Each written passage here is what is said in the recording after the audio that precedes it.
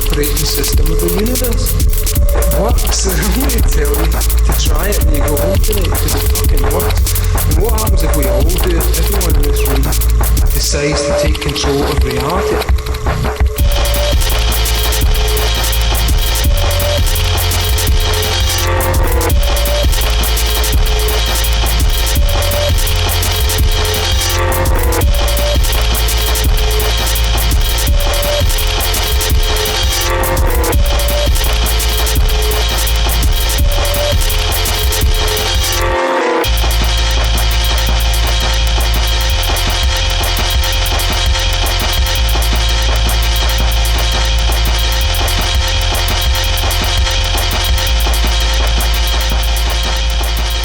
So we return and begin again.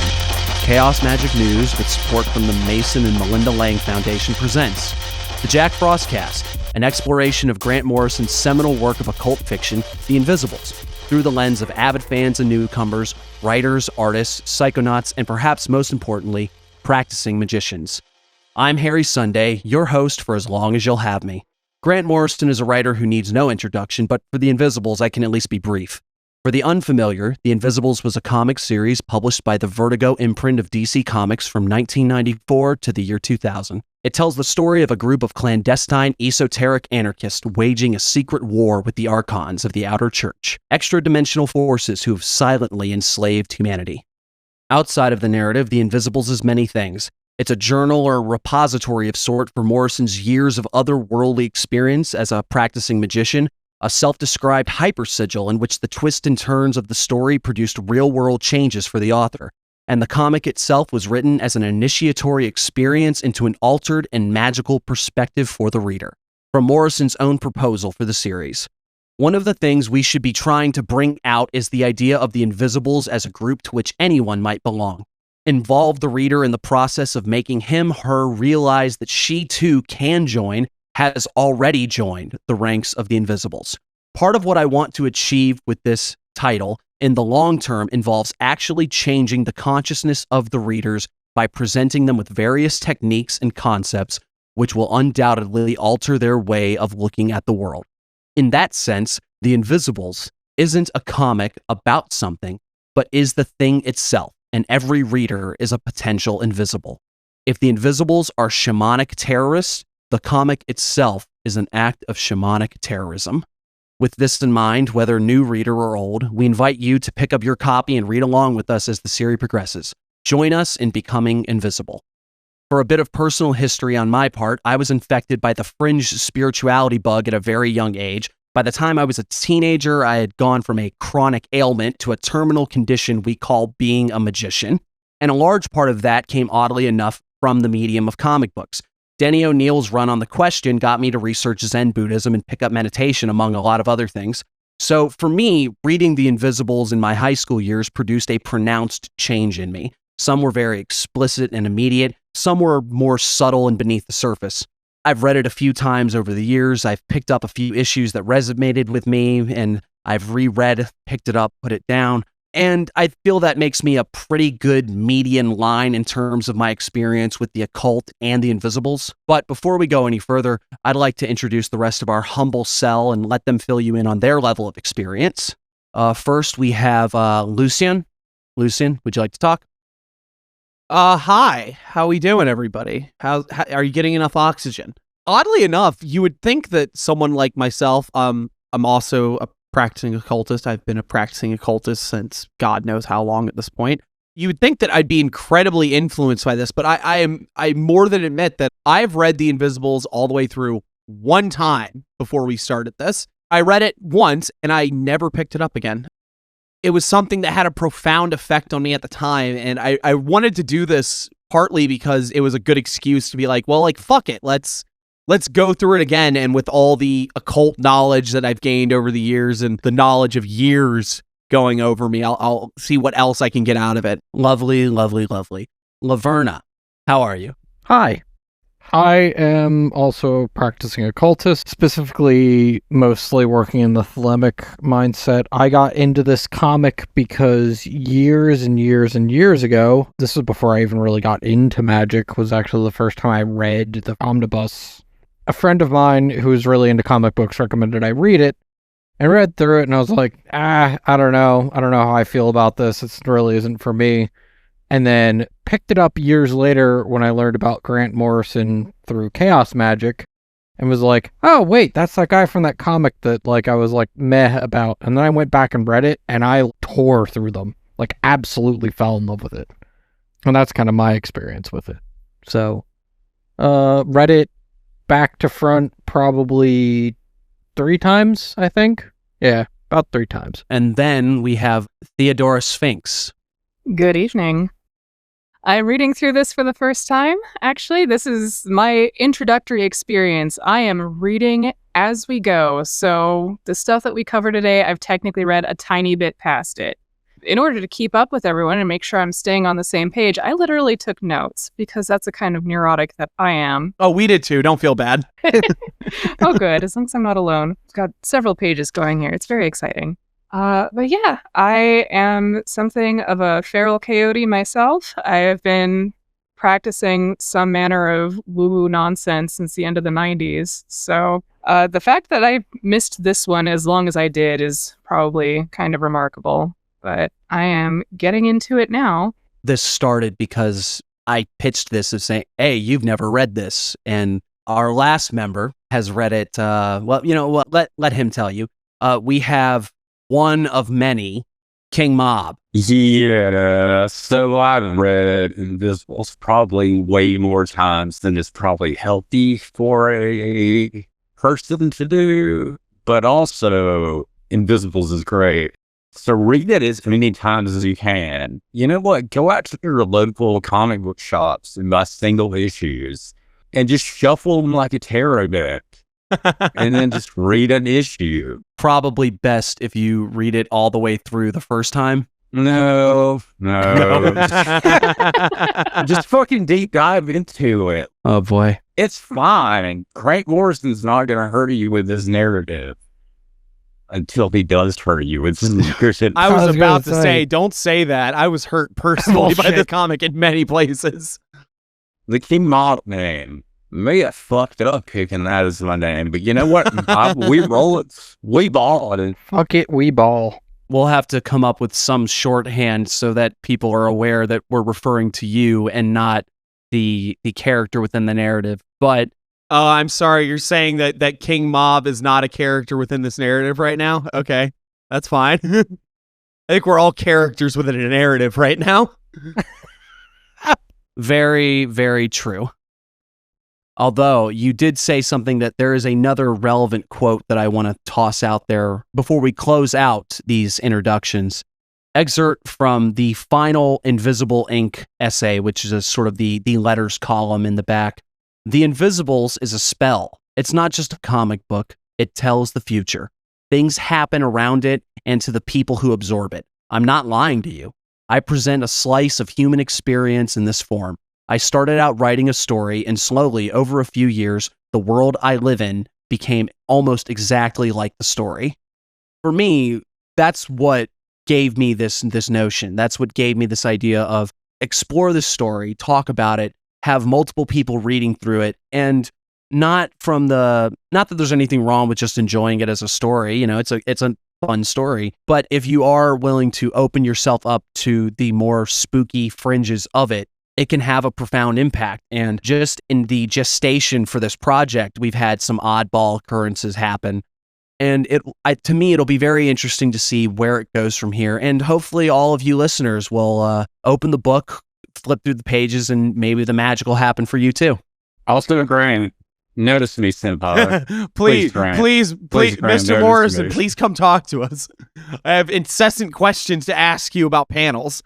But there is one thing I wanted to bring up. Part of the inspiration for this was another podcast that has since fallen off. Mob, you brought this to our attention. The Kingmob cast. Yeah, the King Mob. I think they died during COVID, which is why they're not back yet. I wanted to give a shout out to them, even though the cast is not going anymore, just because they are a bit of an inspiration for this.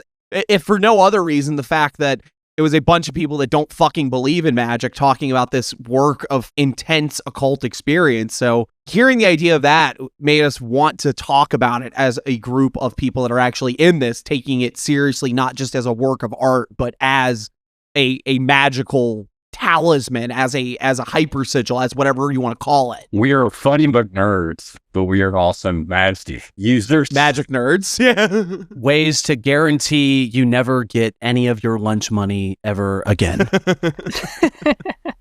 I just feel like it, in a weird way, I feel like it's inappropriate to talk about this comic without having to at least open yourself up to the possibility that this is some spooky fucking shit, that it's more than just a funny book, you know?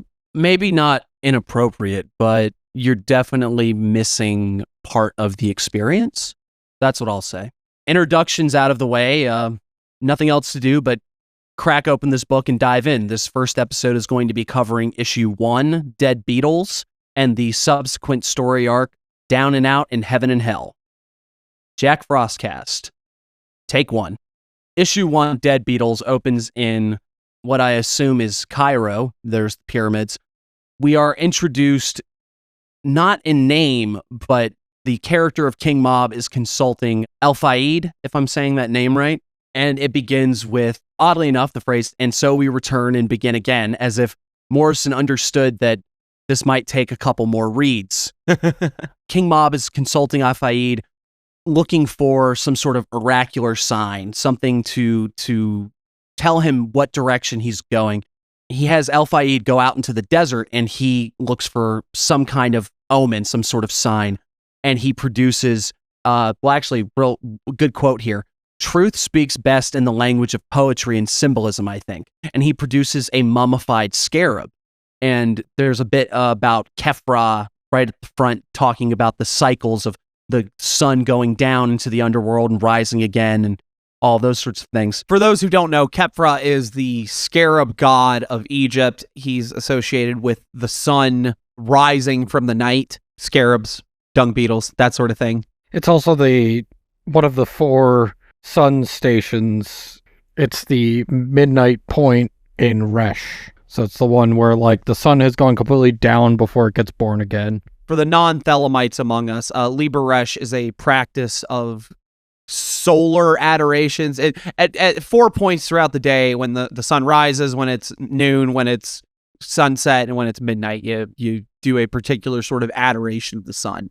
Kefra being the midnight one, when the sun starts its journey back up. So right out of the gate, Kingmob is like, spooky shit's going down. I need to consult the oracles. And right out of the gate, the oracles are shit. It's like, wait, this is the beginning of the story. Right. It's almost, it is part of a narrative pushing the fact that this is about new beginnings. This is about origins. This is about starting points. So we have this beginning talking about the cycles, the beginning, the new sun being birthed. It's a very somber, solemn moment. The sun is setting down by the pyramids, that sort of thing. And then it cuts to the juxtaposition, because the next page is a young boy holding a Molotov cocktail, yelling, "Fuck!" And right there, the title, Dead Beatles, notably Dead Beatles, like the band, Beat. So you get this somber moment, and then it's almost setting the tone and also letting you know that this is like a grown-up book because it says the bad word. But the juxtaposition does work really well. It shows like, all right, so we're introducing who we will learn is one of the main cast members, and then showing the juxtaposition of the our protagonist, Dane McGowan, where it's holding this Molotov cocktail, throwing it into a school library, and just boom, explosions, everything going to hell. Well, the only response is just, nice, way to go, right in the fucking window. So you see our main character, Dane McGowan, just with his buddies, I believe Gaz, and I don't know if the other one's named. They're the Crocus Posse. We are the boys. We are the boys. And you see them running past, and right there, you see the name Kingmob graffitied on the wall, foreshadowing what's coming. The one thing that's notable is... Hold on. I never noticed that before. Yeah. Ha. Sorry, I didn't mean to interrupt you. I don't know enough about the particulars of the UK at this time, but something tells me that this is an exceptionally hyperbolic take. I find it hard to believe that you were going to Molotov a school and it wouldn't have been news all over the country, but I could be wrong about that. You see the sirens going, and then Dane is speaking, talking about, I love the sound of fire engines. I wish I had an atom bomb. He's broadcasting that he is someone who is enamored with the idea of tearing down everything around him. From what I understand, the neighborhood that is implied that Dane lives in is one of the more rougher Liverpool neighborhoods. And Liverpool is already rough. Yeah. It's already getting established that, like, not only is Dane hard, Dane grew up in the hardest neighborhood in Liverpool. Yeah, he's rebellious, but he's rebellious in the wrong way. I say wrong way, but it's like, no, I just fucking hate everything and want to burn everything down. And it's like, we can't do that, buddy. All of this rage, but nowhere to really put it. So it's just, Yeah. you know, I fucking hate the school, so I'm going to bomb a library. Impotent rage. Yeah, exactly. What am I going to do with all of this, like, anger that I've got bottled up? Yeah, the entire first section of this issue is just laying out that Dane McGowan is a Liverpool street tough. He's had an incredibly hard life. He doesn't have a good home life, and it's implied that he's gifted. He's a little smarter than most people, but he's choosing to direct all of his energy into being a little hoodlum, just wrecking shit, stealing cars, blowing shit up. Hey, it's better to be good at being a good Muslim than to be bad at being a upper middle class white person. As I have to ask Theo, the very first impression you got of Dane, like this is the opening view, and having read it so many times, we all know where this is going. How do you feel where it's like, all right, our main character is a kid who likes to light things on fire? I have a lot of thoughts. Like some of the thoughts that I've got right now, I'm kind of waiting until a little further on, because this is like just establishing shots. We are, up until this point, all we have seen is this is some fucking white kid with an attitude who wants to burn the world down and has just Molotoved a library. And, like, you know, from this alone, okay, edgelord, cool. He'd be on Reddit these days. Right? This is what's happened. This is how we've degraded. We used to Molotov libraries. Now we just bitch on Reddit. The youth do not do anything. We have become weak. Back in my day, we would burn the whole library down. We're establishing, you know, from the outset, he looks like kind of a little shitbird. And we get a little bit more context on this as we go through the next few issues. Dane is such a little shitbird. That's the correct way to describe his ass. like Dane is kind of fucking insufferable in this first fucking arc, because he's just like, oi, mate, I'm 14 years old and I know how to I'm going to fucking nick something. And then Mad Tom has to come in to be like, Clue, stop being lame. I think, to go back on what I said, is that it does provide a good sort of a good backdrop in showing that if he's capable of doing something like this. He is someone who doesn't really care for the consequences of his actions, but it also establishes that he doesn't get punished for it either. That at least in the environment he's in, not only can he be a little shit and do these horrible destructive things that he enjoys, but that he seems to get away with it very easily. So it's the combination of that he's not only he's a little fuckwit in a terrible environment that doesn't know how to deal with it. And you're right, like he gets away with things, but it's also that he's capable of getting away with these things. Because, you know, the police come rushing for him, but he's like, no, we're getting the fuck out of here. Yep. Yeah, no, that's the thing, is that Dane has skill. Like, at this point, so far, he's getting away with it. But also, like, we've clearly seen now, too, like, out of him and his group of friends, he's the ringleader because he's the one who will absolutely blow past the limit. His friends all kind of have a line. One of them will kind of egg him on. The other one's like, dude, what are you? Ooh. Like, one of the friends is a little bit more nervous. The other one doesn't have the balls to do it himself. And Dane is just like, oh, you think that's cool? Well, watch this. And he's going to push it way further than anyone else did. Oh, yeah. I mean, skipping ahead a tiny bit, you know, like Dane hot wires a car just because he fucking thinks he can. He's like, Bet you I can steal this in like 5 seconds. They're like, no, you fucking can't. And he's like, oh yeah, watch me. I would like to highlight that page 5 is our first kingmob tag. Yes. And then they later they even acknowledge it and they say, oh, well, it's everywhere. Kind of weird. It's sort of like I've seen it before, but I haven't. Just like we did, because I guarantee you anyone reading this for the first time that didn't know that King Mob was going to be an important fucking thing probably just blew past that fucking King Mob tag.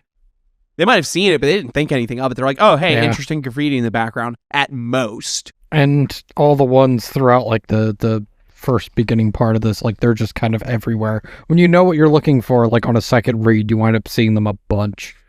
In our next shot, we are in Paris, and King Mob, who I didn't realize this until I was reading this again, we hear his name, Gideon. Gideon is... Before King Mob, yes.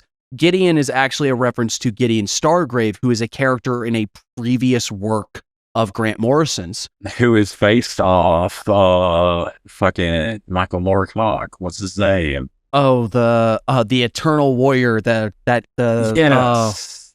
I can't remember his name either. Begins with an Elborn, something like that. Hold on. I've got the books, but they're in another room, and I'm not, honestly, I can't just be arsed to go get them. Elric of Melninbone?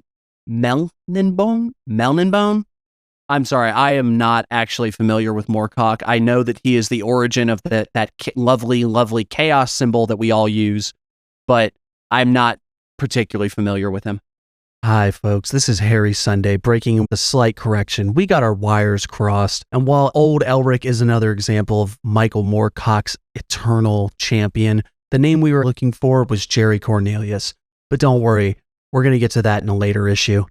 What happens in this is very interesting, is that he's talking to Edith, who is a decrepit old woman at this point, and she mentions that you were the same today as you were in 1924. One thought, I'm wondering, I guess I'll just put it to Theo. When you heard that or when you read that, did you think that perhaps this Gideon King Mob character was some type of immortal, or was this like, there was some reason that he wasn't aging when Edith was? I think so. I've gotten a tiny bit spoiled on a few points, so I don't know how much of that was there. I think I might have read that and been like, oh, weird, I guess he kind of time hops or something. And then somebody mentioned there's more than one King Mob. I wonder who that was. Yeah, we got our own right here. Many King Mobs. So I was like, oh, okay, that tracks. But she doesn't distinguish between them, which is interesting. And that actually does get explained later. I won't spoil it. Oh, there is one thing to note here, just because we didn't say this. For anyone that actually hasn't read the comic at all, our King Mob is very clearly Grant Morrison. It's Grant Morrison to a T. Yeah. Self-insertion. It is the fictionalized, hyperbolic, international man of mystery that Grant Morrison wanted to be. And they actually go on the record of describing that, where it says, I wanted to live this sort of international man of mystery life, so I created this character. The bald head look that we always associate with Morrison now, if I remember, they started shaving their head like right as this was coming together. So it was, oddly, it was sort of a way of, if not making them look more like the character of like, I am going to do this big change to my look that is going to become sort of an anchor that I can also associate to give myself a very distinct look, so that when you see this character, that's who I look like. This is what Crowley would refer to as the magical link idea. It's just something to try to associate yourself in a magical context with what's going on. So the discussion with Edith, and it's strange that knowing what you find out later, Gideon seems very cold to Edith. Edith is not really interested. She's bemoaning how old she's gotten. She's talking about she's going to die soon. And Gideon doesn't even look at her. He's just saying, hey, I need you to get a hold of Tom. We have a new recruit that we're trying to get. And she's like, dude, I don't know if I have the energy for this. And he's like, well, better get on it before you die then. Yeah. Hurry up. Chop, chop. Just doesn't care. And so we cut back, and this is what we were talking about when we established that Dane is smart. Dane is a smart kid that intentionally refuses to comply. When he's asked by his teacher a particular question about the Bolshevik Revolution, rather than answering the question, he says the name Molotov as the answer. I know just as much about the topic to give you the wrong answer that will piss you off in the wrong way. But also flaunting in this sort of cat and mouse way of, oh yeah, the library got hit with a Molotov. Let me hint at this. And the teacher calls him back and says, listen, you're a smart kid. You don't want to be like the rest of these hoodlums that you're hanging out with. You're not dumb. And his response is just, I don't know what you're talking about. I don't care. Yeah, he's just like, you don't want to end up as like another, like, what was he say? Like something like a blank face just drinking beer in front of the television. And he's like, I don't know what you mean, sir. Oddly appropriate given something that will be said later in the section of issues we're covering. Yeah. Well, let me comment real quick on this professor because he's an interesting character. And I feel like the time where this was written, we were being a bit less nuanced about professors or leadership roles. So like since then we have the OA and there is a teacher figure in there. She is an authority figure, but we see that she's also recognizing something in the world doesn't work, right? So with this professor here, there's less nuance. He doesn't give the impression of being like an evil guy, but he is representative of someone who towed the line and accepted that there's a certain way to do things. And he's still trying to be empathetic, but he does it in a way where, like he says, don't let the dead weights drag you down, but he's talking about Dane's friends. Right, yeah. And it's creating this line of like, some people are worthy and some people are not. And through the next few chapters, there's this implication of just like, no, that's not an acceptable way to look at people. Mm-hmm. Well, not only that, but as we've established, Dane, it's like, don't let the dead weights drag you down. And meanwhile, Dane is the ringleader. It's not these dead weights dragging him down. It's he's finding these people that are going to hype him up while he does awful things. Yeah. You're not doing your true will, Dane. You're being a fucking circus monkey for these people that you're performing for. You could be much better than this, Dane, but you're like, oh, what if I go out and nick this car, mate? And like one day they're gonna, if everything keeps going the way it's going, they're gonna grow up and Dane's gonna be the one they tell stories about, like, oh yeah, I knew this absolute mad lad in school who would do just the craziest shit. Meanwhile, everyone's, gone off, gotten married, made more kids for the machine. It's almost that scene in Clockwork Orange where he finds that his friends have become police officers. Yeah. So we see Dane at home with his mother, and his mother is having a man come around for the evening, and she's basically like, you're a little shit, and I never wanted you, and you're the reason your dad left. You're just like your dad. So take some money off of my dresser and go fuck off. And he's like, this is terrible. Why are you? And she's like, I don't fucking care. Get out of my house. So we're already seeing... Before I kick your ass out myself. Yep. Moms are great. Yeah. More kingmob graffiti. Oh yeah, and we get another kingmob. Yeah, on his way out of the apartment. So this is where the tone change happens, because we've established Dane as this loud, rowdy, destructive, I don't give a fuck what you say thing. And then his mommy throws him out, and he doesn't go around his mates. He doesn't do anything. He's got nowhere to go. He's literally just sitting on the street smoking a cigarette, and complete shift where he now sees the ghost of John Lennon and Stu Clift. Yep. And that's a deep cut for you. Bet you guys didn't know that. That there was a Beatle before Ringo? Well, actually, there's two. Okay. Mob, do you want to explain? No, I was going to say, are they ghosts, or did Jack, time shift back? No. I 40 years ago into Liverpool. Well, it is kind of implicitly a time shift, because there's some kind of discordant where they're talking about their prospective deaths, but it's not like them at the age where they died. It's a scene from a moment before they died. Oh, well, hang on. Stu Clift would die shortly after leaving the Beatles. Sutcliffe, whatever. Sutcliffe. No, not Sutcliffe. Whatever. The man is dead.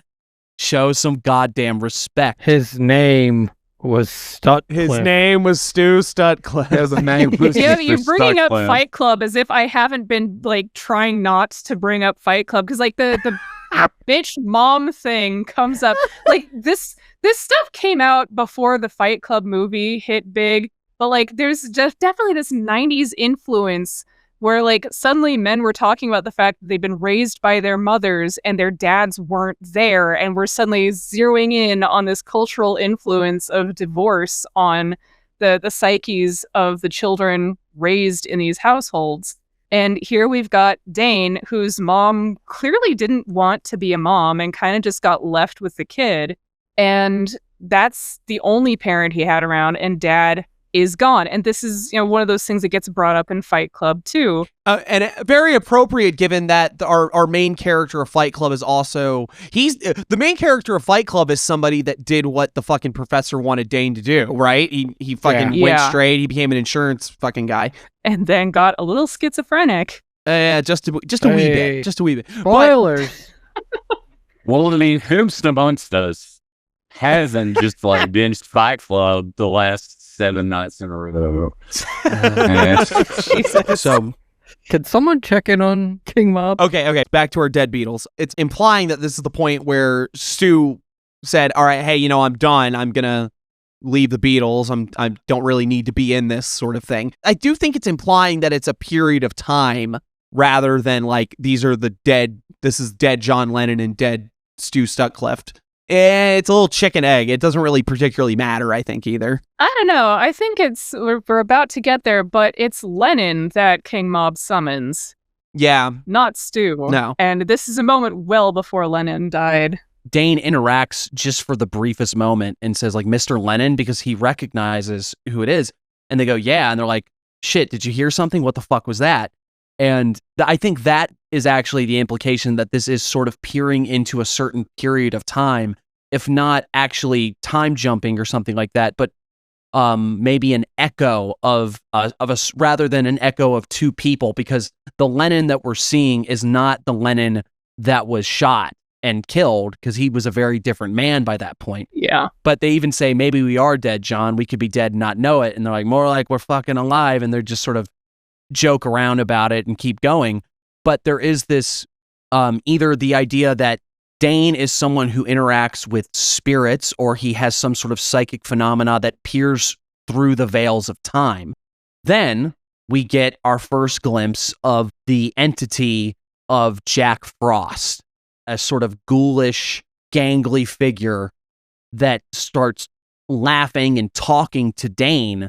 We are the mad ones here in this world, come home, blah, blah. He speaks in sort of a poetic, symbolic language. He speaks these words in German where I'm not sure how to pronounce it because my pronunciation is going to be awful and I'm going to get yelled at if I try. But I looked up the word at least, and it means... I looked this up too. Yeah, it means something akin to... It's sort of used as a shorthand for psychology, but it also means like a spiritual, like a spirit land is what is being implied here. And Dane's response is, fuck off. I'm not listening. I don't care. Well, we have a few different bits of German. It's translated, it's earthly method good, strong owner. Very literal translation here. And then spiritual land. Those are the German phrases he uses. And then Dane is just like, fuck off. I don't care about any of this. I don't care about nothing. A phrase that Dane will use quite a few times throughout this. And then what's he do? He goes to drown his sorrows the only way he knows how, which is going to be a hoodlum. He's on the street with his friends again. He's finally linked up, and that's where, hey, bet you I can nick this car. So he says 2 minutes. He hops under it, again, showing that Dane is not only the one that will go the distance, he'll push the boundary, but he's also very, very capable. So he steals a car that they say, oh, no, you can't hotwire these things. They've got all these defenses, whatever, And he says, nope, there we go. Just rip the alarm off, and now we're ready to go. And he just hauls ass, presumably probably a little drunk. And he drives like a madman and scares the fuck out of his friends. Scares the hell out of his friends. He specifically states that he describes the process of how to hotwire this car, and it's pull the earth wire off the gearbox and everything stops working. See? Strip the alarm, fix the earth wire, and you're off in 2 minutes, and he's got it done. And I have to wonder if the remark about the earth wire is somewhat significant here. Oh, Like, yeah. and this is like borderline paranoia thinking. I suppose, Laverna, you would know. You would be able to identify car shit here. Yeah, like, This feels like metaphoric language. it's metaphoric language, but like it's also, so what he's referring to as the earth wire is the ground, which is Right, the yeah. thing that leads after you have the thing that uses the electricity in the circuit. Then you have something that leads it back, because it has to lead back to its source. Like, that's how electricity works in an automobile, because it's direct current. So like it has to complete a circuit, which is also, completing a circuit. Like, it kind of writes Is itself. earthwire like a more English term? Because Yes. I've never heard it referred to that. That would make sense. Okay. Yeah. As my occultist brain sees that specific use of earthwire and lights up, but again, that might just be the English. So I don't know. It could be, and it's very hard to put past anything that Morrison writes. Yeah. And you begin it's one of those where I know Theo has not read this over and over again, but everyone here who has, you see small things that you didn't realize were being set up for things much further down the road. And it shows the certain level of craftsmanship in this narrative, that everything that you think is just maybe a throwaway or possibly just texture, it's not always something super significant, but quite often you'll realize, oh, wait, that's what this was. But Dane goes and he decides that, what's the answer? Let's go blow up the school. And this is clearly a response to getting accosted by his teacher. So it's like he gets chewed out by his teacher. He goes home. His mom says, you're a little shit. I didn't want you.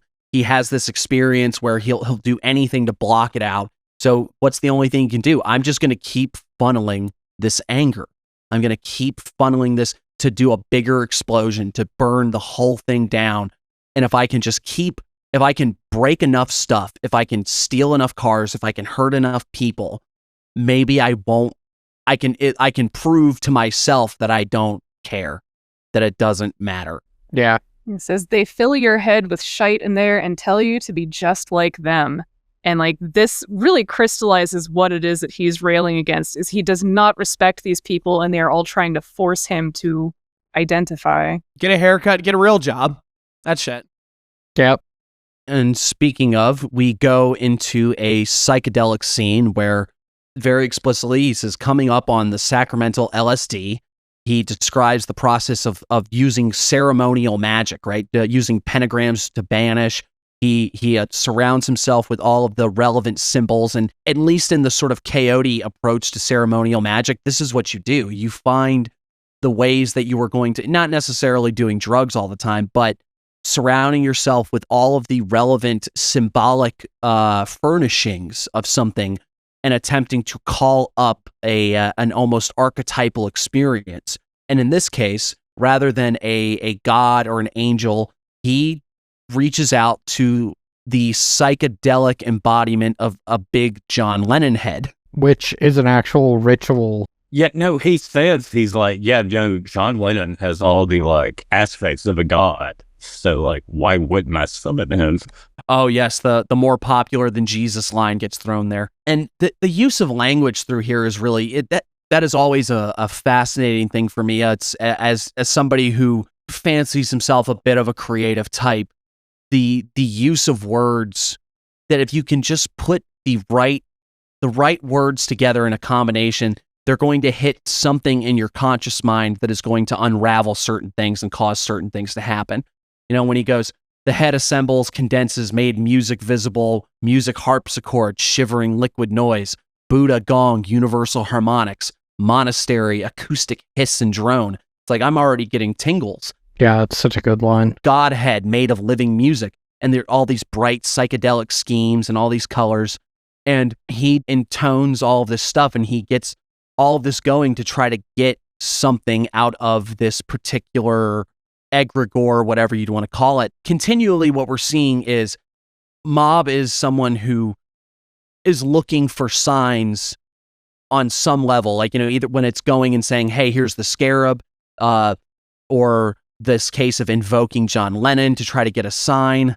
to try to figure out what to do with this kid that he's been eyeing as a recruit. And later you'll see he gets someone to read the tarot for him.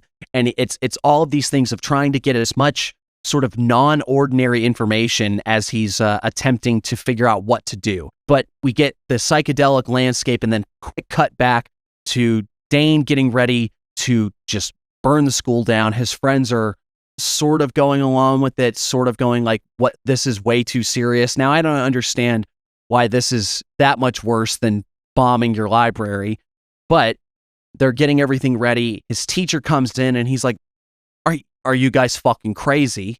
This is insane. Malcolm, no. Yeah, and what do?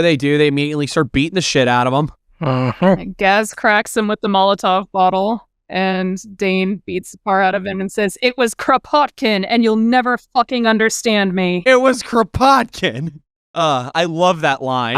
I get it, Dane. I get it, Dane. You're smart. Get your shit together. But also, look where it got him. You'll never understand me. And he beat the shit out of somebody. And this is when the chickens come to roost, you know? This is the next scene is literally just Dane in front of a judge, and the judge is just like, "You're awful. You're a fucking psychopath, and there's more of you every day." I also like the composition change there, where like it's like action scene with all these bright colors, and it just cuts to a hard, very neutral looking page with his hair all nice and combed. Yeah, it does go from very like action scene to, oh no, this is docile because Dane, Yeah, like you in shit. trouble. Heavy. And also a lot of text filling up everything too. You almost hear the drone of this judge who is not in the business of understanding, nor does he care. He is a functionary just saying, yeah, you're all a bunch of little shits and there's more of you all the time. I would bury you under the jail myself if I could, but the damn laws say that I have to send you somewhere else. I can't just like punch you in the head and throw you in solitary confinement. So instead, we're going to send you to this reformatory thing that's going to weed out all of this rebellion because we have to find new ways of ensuring conformity. All right, we're going to take a break to regroup and give time for station identification, but stay with us. An excerpt from the Sunday Papers, Volume 1, Initiation. Some of the earliest folklore we have is built around vampirism. Parasitic creatures lurking, robbing mankind of its life and vitality. We knew all too well the nature of the universe back then. Our struggle in a chain of perpetual consumption, man sought the simple. Feed themselves, keep from being fed upon. But it was the subtler ways in which we were fed and fed on that gave rise to magic. Without giving undue credit to the scientific merits of ancient man, it's safe to say that on some level, the spiritual amongst our earliest tribes were keenly aware that man was victim of forces not readily apparent to ordinary awareness. The things that caused illness of body and mind, brought beneficial and detrimental weathers, allowed for the success in the hunt, survival. But it brought with it the controversial idea that non-ordinary awareness could be cultivated as a means of understanding and utilizing these forces. The rise of the magical methods are obscure, but it must have come from the budding of these insights, and more importantly, the distinction of those capable of the perception. While it was commonly accepted that a certain level of innate capacity was required, these methods of non-ordinary awareness involved the induction of an aspirant or an apprentice into the fold, usually through some ordeal or trial. This is the magical initiation, where one's ontological grounding is intentionally upended. A phenomenon that quite simply did not exist in the previous understanding is invoked and articulated by the initiator. Our head is opened, our subtle senses titillated, brought to the forefront, the way we exist given an entirely new context. A new context offering new potentialities, where a man may perceive without seeing, affect without touching, know without reasoning. To be brief, a quote, real, unquote, magic initiation brings a knowledge that supersedes the initiate's current framework, which gives them the means by which to practice. We are shown the heat of the fire, the way it can comfort or severely burn, and in it, we are given the potentials that may cook a delicious stew or reduce our homes to ash. This is important to keep in mind because what passes for initiatory rites today often fails to deliver. Pretty words and complex movements, visualizations and granting of ranks, access to secret teachings that have likely not been secret for over a century. This, O aspirant, is not what we are after. I tell you there are sights to behold, but before you can call yourself initiated, you must be made to see.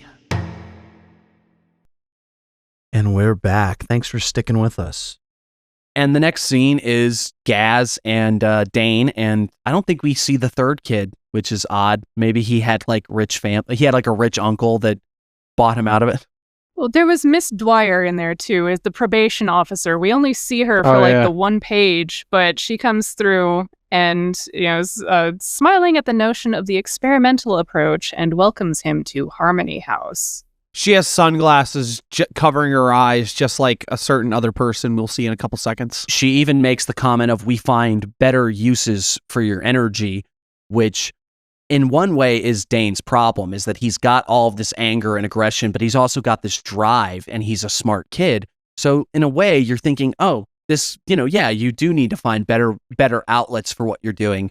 But something about the smirk and these dead black frames around her eyes, and then also the superstructure that is Harmony House with a name like that, and yet it's covered in barbed wire, and there's a guard post where clearly like there's an armed gunman. This is a prison. This is a prison with a happy name on it. Okay, going into this just from like a graphic design perspective, the fact that Miss Dwyer's glasses are just matte black. They're not sunglasses. They don't reflect anything. They're black holes. Yeah, like all the other people that we encounter wearing sunglasses in Harmony House, you're also like that. Like, that's just a nice touch. It's like, no, these people aren't like the cool Matrix folks. Their eyes are fucking void. There's nothing there. They're dead. Yeah, they're not. Exactly. And which we see more of when Mr. Gelt, who is the head of Harmony House, is preaching the joys of conformity, where he says people sneer at that word. They talk about individualism and everything, but what has that got us? Everything's awful. So we're going to show you the joy of conformity. We're going to show you how to enjoy your place in the status quo. We're going to make you better. We're going to make you like us. Round pegs for round holes. Here at Harmony House, you will learn to have pride in your role as a cog in the great machine of society. Make no mistake, boys, we will make you conform. And what is more, in the end, you will thank us for it. Ugh. Isn't that just like the perfect... Give me chills. Think about, again, compare this to the professor from earlier, right? He's ultimately wanting to do kind of the same thing, but he's human about it. He's like, no, like, Dane, come on, you're so much better than this. And then Mr. Gelt here just to tell you, like, you're all fucking... There's never been anything good coming out of people thinking from themselves. Malky is... Malcolm, they refer to him as Malky. He's coming from a place of empathy. He is genuinely trying to help. He's helping the way certain people don't see themselves as Nazis, but still are just like, but no, you see how this is the right way to do things, right? Or Christofascists. They genuinely believe that what they're promoting is good and right, and they really don't understand why you're acting like this. Why are you rebelling?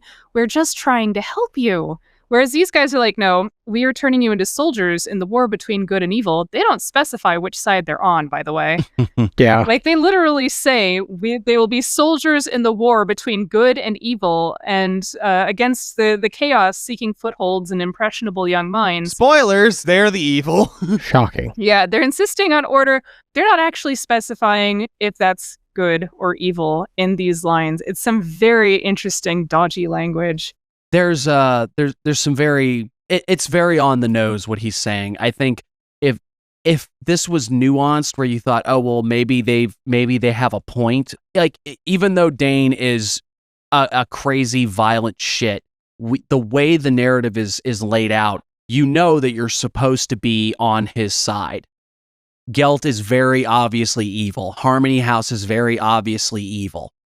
It's there's no two ways about it. If your takeaway was like, oh yeah, this is actually, maybe you're one of them. Yeah. But one of the small things, I really want to know what the fuck is this card game that they're playing where it's all of these kids have cards that just say yes, no, yes, no, yes, no. And they don't do any, it's just sort of a piece of texture. And I have a feeling that this might be some odd reference to something that I just don't get. But I've whenever I see it, I think about that. You guys didn't grow up with the yes no card game in like grade school? Is that a thing? Oh yeah. Are you fucking with me? Am I fucking with you? Yes Ooh. or no?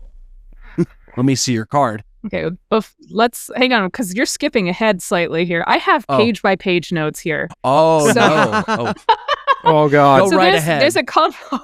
there's a conversation between Gaz and Dane about being a soldier, and Gaz says, "It's not for the government; it's for your country." You know why he wants to be a soldier, yeah. Oh, yeah. which is a really interesting. Like he's trying to be like, no, see, there is something noble in this. Anyway, I'd be fighting for money, which just like undercuts Throws it out. anyway. The entire like right thing. out there. Dane asserts there has to be better ways, and that's when Gelt comes in and breaks it up and gets Dane alone. And then we cut away to Ragged Robin with the tarot, and she pulls the moon, which is occult powers and hidden enemies. And she doesn't care for tarot. She's just like, why are you making me do this bullshit? I don't even believe in this. I do that to Harry Sunday all the time. And that's exactly why King Mob has her using it in search of synchronicities. Beatles things have been persistent. Death, resurrection, trials, and initiations. It's why King Mob summoned Lennon. That is him describing in this moment the purpose of the Lennon ritual.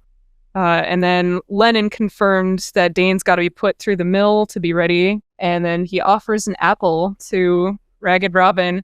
And she says that she's not as dumb as Eve. King Mob wants to pull the cell together geographically for what they're about to do, which is preparing to bust into Harmony House. And then we get Gelt and Dane together. And I want to point out real quick, since I have already hijacked the conversation, Go for it. if you look in the background during this page, this is on page, I don't know if it's a page 27 of the book, but it's page 27 of the actual art. There's a poster that has a smiley face, a frowny face, and a neutral face. And both the frowny face and the smiley face are labeled bad, and the neutral face is labeled good. And so this is emphasizing, like, they don't want any sort of extremes in emotional behavior. They don't want you to feel good any more than they want you to feel bad. They want you at nothing. Yeah, we don't want you happy or sad.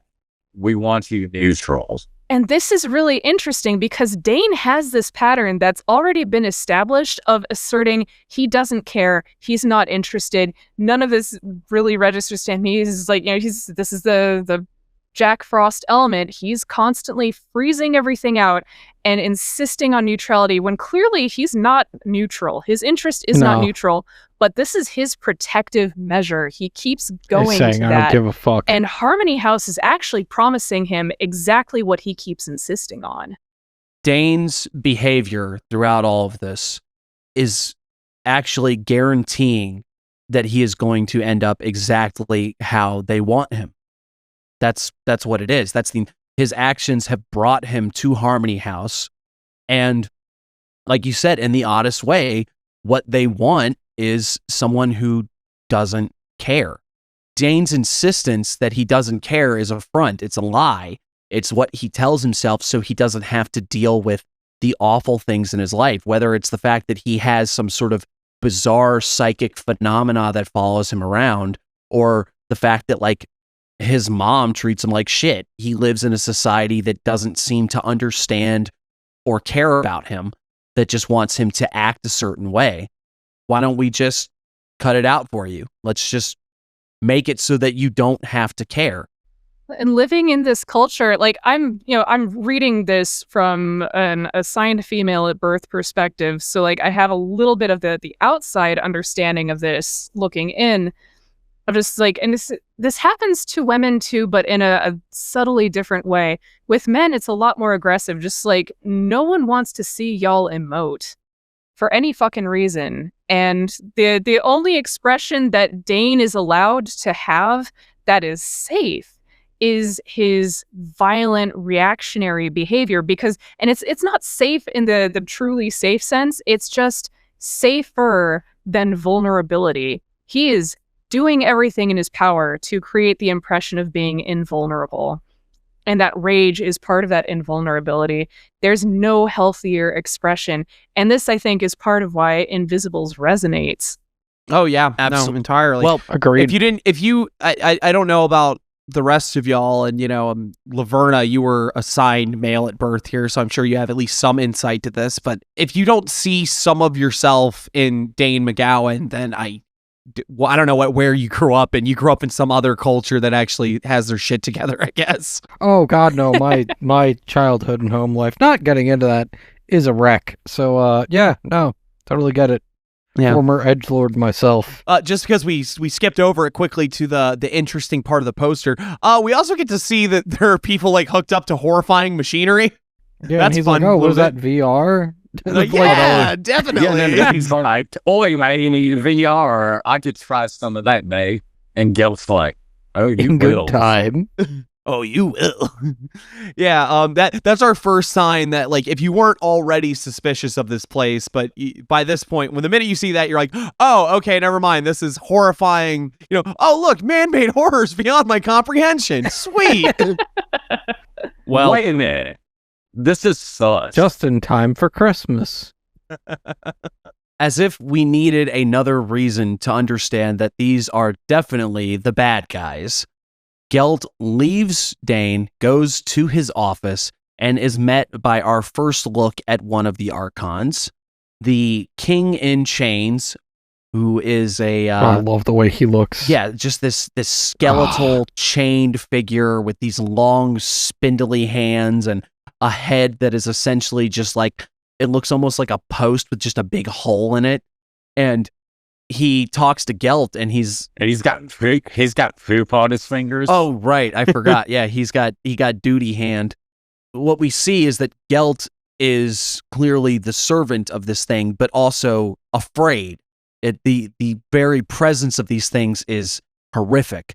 The King in Chains responds, unveil yourself to me. Which is such a word choice. I know. He's telling him to undress, but it's to unveil. This tells you something about how we use clothing in culture. I've got further comments on this later. I'm sorry, I'm getting Please. excited. No, it's so good. I also love, just a quick side note, I also love how his dialogue is all hyphenated. Like, it's just, there's no spaces, it's all hyphens. It's to illustrate this sort of otherworldly presence of these things. Language, as we understand it, comes in a very different way from them. We see more of that later with the Archons. Whenever the Archons speak, sometimes there's even descriptions of sort of these gravelly or hissing noises. But these are things that, when you're just in the proximity of them, elicit a whole host of reactions. I do think it's notable, and it's going to make sense in like 2 pages, where it says, "Did I not give you new eyes to see?" So then you think, oh, that's what the glasses are about, which means that Miss Dwyer is probably also someone who has been given new eyes, whatever that means. But it said, "Did I not take away your sin and leave that beautiful ruin between your legs?" Which makes me think of, like, it's alluding to the idea of castration for some, but I have left this awful, describing it as ruin, as this something awful. So it either means that it's been like grotesquely modified in the same way that his eyes were, or the idea that just the sexual organ in and of itself is something to be ashamed of, to see as ruinous, as awful, but I'll leave you with it. If you serve me, I will let you keep this awful, dirty thing of yours. Uh-huh. How do you do it? Debase yourself. Lick the filth from my fingers. And he calls it a benediction. Yes. Oh, the so word good. choice in here. This was a really, so really good. fun section to read. It's like, it's gross. There's a lot of icky, but also just like the word choice, the way they use language to make it more disturbing. was perfect. Good and faithful servant did it for me. That was just like, ugh. It just reminded me of like being a young boy getting told to be a servant of Christ and shit and have faith. And it was like,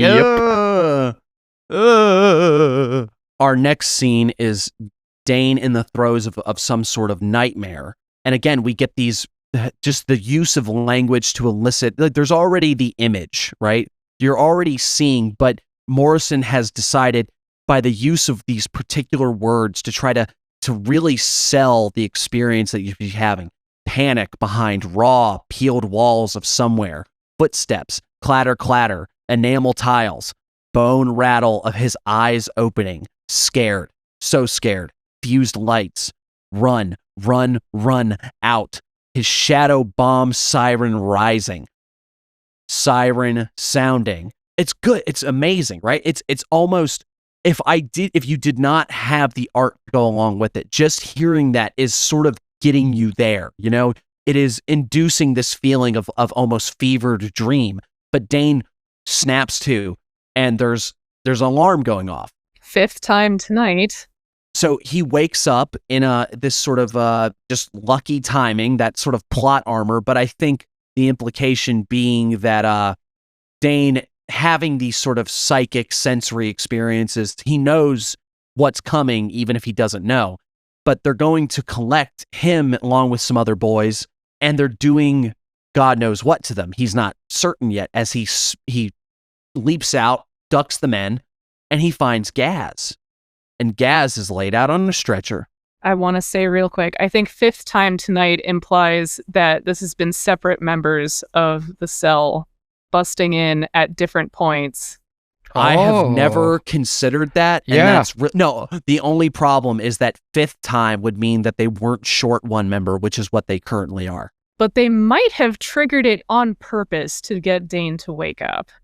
That is a fascinating take. I've never thought about it. Yeah. Like, I'm assuming It's- that the alarm doesn't go off throughout the entire facility. It goes off to wherever the location was that they busted in from. Interesting. Very interesting. Might be way off, Ooh. but just like that No. mention of That's- 5th time and this repetition of 5s is significant. That's 100%. law of fives, Discordianism. That would, you could relate that back to the apple imagery from earlier too. That's the hurling of the apple that starts the war. And at least for Dane, this is the beginning of his war. But he runs into Gaz, laid out on a stretcher, tries to talk to him, and he's zombified. He says, good. It's like, what they do to you? Good. And he says, we got to get out of here. And he's like, bad. And he's like, but what did they do to you? Good. And he ditches his friend. He runs and he goes face first into this room that is nothing but these glass jars with these strange amoeboid shapes in them, right? And I think that I think that this is just supposed to be sort of their vital essence. But he also says, see what remains of a boy when our work is done. So maybe it's the idea that this is what the dried up husk of a human looks like after they've been sapped of whatever. Yeah, once they remove everything of value to you, you're just this thing left in a jar. Yeah. I think like it's Gaz is what's left, and what's in the jar was the animating force. Gaz is the mummified living. That's what's left of you. Now you're just a cog. Yeah, but then Jack drops it, and he's like, "Oi, mate, sorry, guys, I left your spirit on the floor in a ball of broken glass." Oh, I dropped the gas on the floor. I think it's probably better if you break that open. I mean, it can't be doing anybody any good. If it might be doing the Archons some good, they might be. I think they're feeding on it is the implication. But Yeah, it does dissolve into air once it gets dropped. At least that's what I thought You think was they're happening. feeding on it? I always got the impression that they weren't actually feeding on it. They were like collecting it. Like, Gelt arrives and says, like, all right, you see what's left of them when we're done here. Come to us. It's okay. We're going to make everything all better. There's a man with a syringe, clearly that they're going to induct him into whatever. Smooth between the legs, smooth between the ears, and what we have taken from you, we will feed to the kings of the earth. So there you go. They're feeding on it. I love that line. That's what I wanted to get to. But the implication of castration, if not literal, but in this instance, probably quite literal. But the idea of that smooth between the legs and smooth between the ears. So we're going to take this and in general, right? The idea of the reproductive force of a human being is something that is taken very seriously in occult circles. The idea of sex magic, the idea of the sexual impulse being able to have all of these broad and powerful applications as a force to make things manifest, to bring things forth from you. So the idea that they would take it from you is almost just as vital as the thoughts in your head. Well, it's the two things that make us human, right? It's the mind and the passions, right? It's Not NASCAR? No, not Oh. not NASCAR. Oh. They'll never take NASCAR Oh. from us. Don't worry. Don't worry. Raise hail, praise Dale. You got me on that one. You got me. I can't. And then we get one of my favorite panels in comic book history. Right at the implication of what we will feed, what we take from you, we will feed to the kings of earth. Bam. Blammo! High action juxtaposition.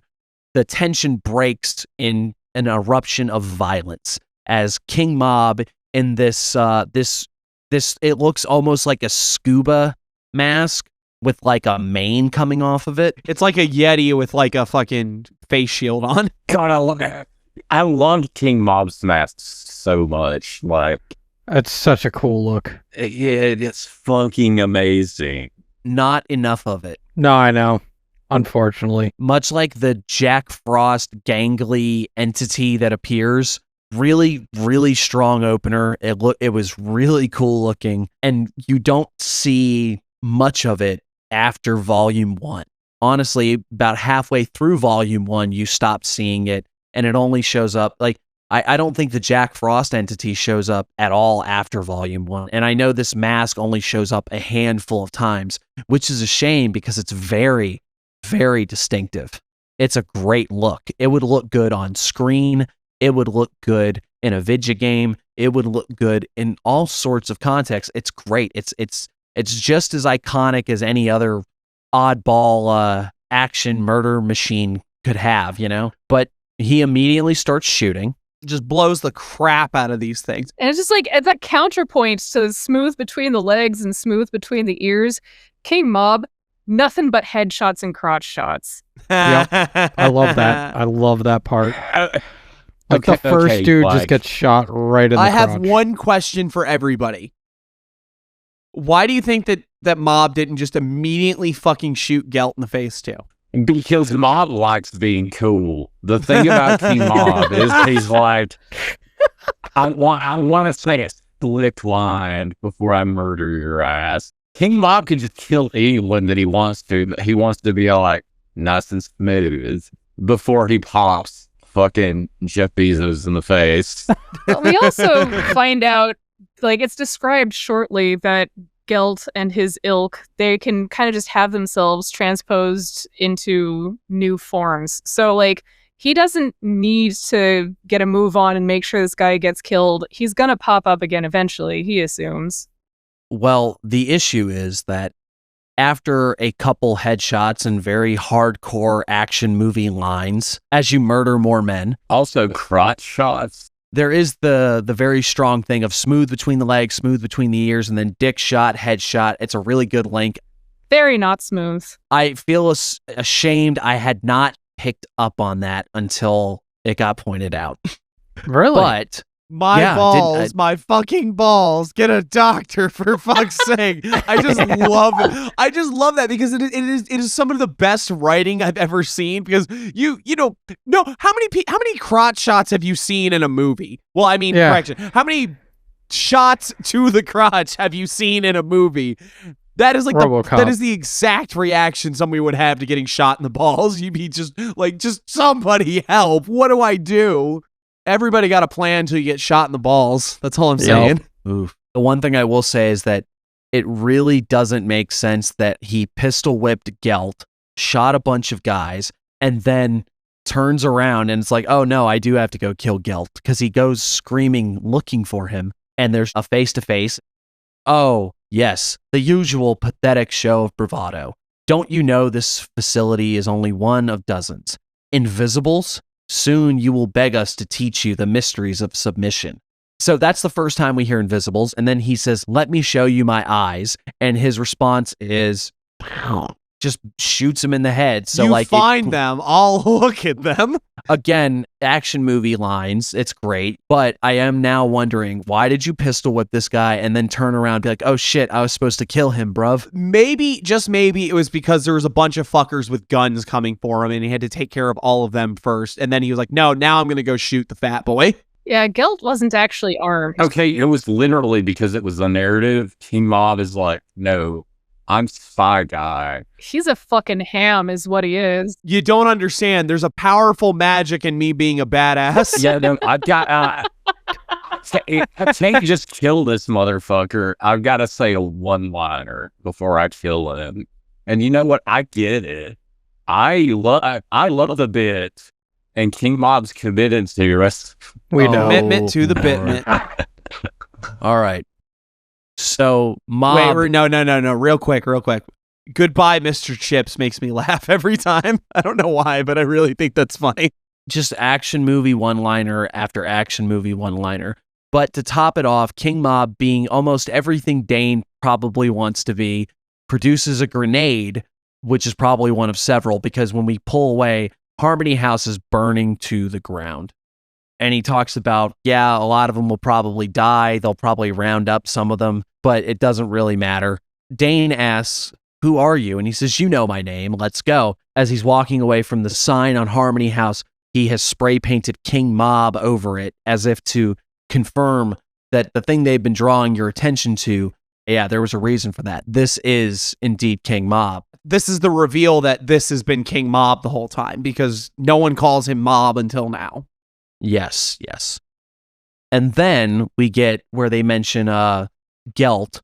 They will probably pull his soul out of him and put it inside of something, and you see a bug.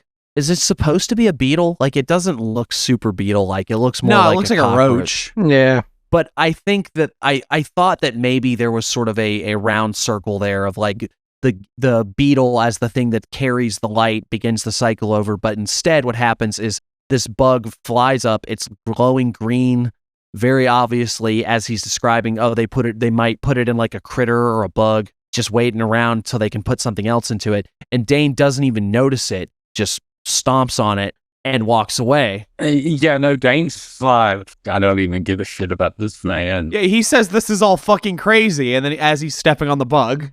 So there's a little bit, Mob starts letting him in on the idea that there is the war going on, there are the invisibles, and he's just like, who cares? I don't give a shit. He takes him to London, I guess just to get out of Dodge, or perhaps that was closer to Harmony House.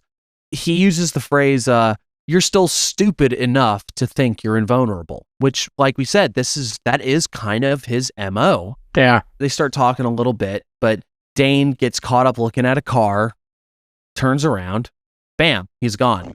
So now Dane is just left on the streets of London. The Kingmob has remarked, have you seen ghosts? Haven't you? Doesn't this strike you as odd? And Dane blows it off. Once again, every time someone tries to corner him on this, he just acts like it's a non-issue. Right. But it's also that even in the face of like the horrors that he sees at Harmony House, and then like the abject violence and destruction that Kingmob performs to save him, and he's telling him, it's like, hey, there's a secret society. We want you to be a part of it. And somehow he still doesn't care. And he doesn't believe it. Okay, I and that's my question, is that like, wouldn't what he saw at least hint at something weird going on? But it is ultimately that Dane is a little shit, and he's going to stay a little shit unless something happens to him to force him out of it. Which takes us into issue 2 then, right? Indeed it does.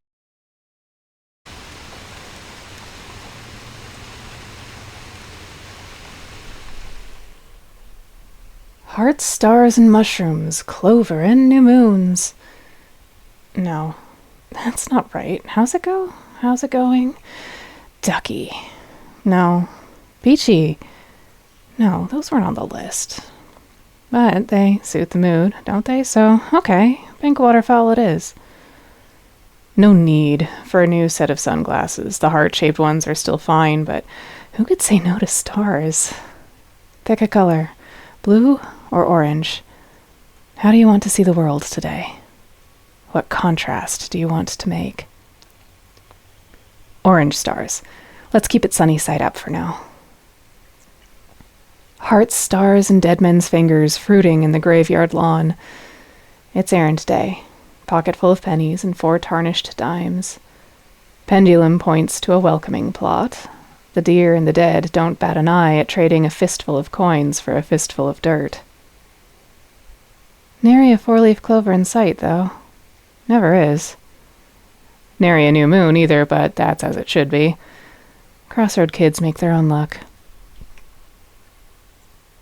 You know the riddle, don't you? 4 legs in the morning, 2 at midday, and 3 at evening. But, hey, listen, whatever happened to midnight? Trinities are blessed, odds are less divisible than evens, but it's the intersection of the fixed signs where you'll find me. No apostles here. They're too young for this. Everything in balance creates the secret 5th thing. Keep silent. We don't talk about what midnight holds. Question best asked during sunglass hours. What rests at the intersection of an equal-armed cross?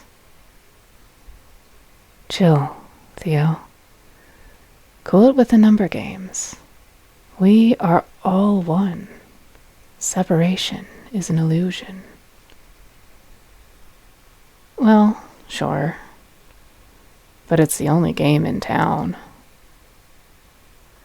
Question best answered with all our masks off. What stands at the crossroads in liminal dark? Besides me, that is. Eyes full of love, dazzled by stars, tongue-tied in awe. I'm gone. I'll meet you next under the rosy wings of dawn.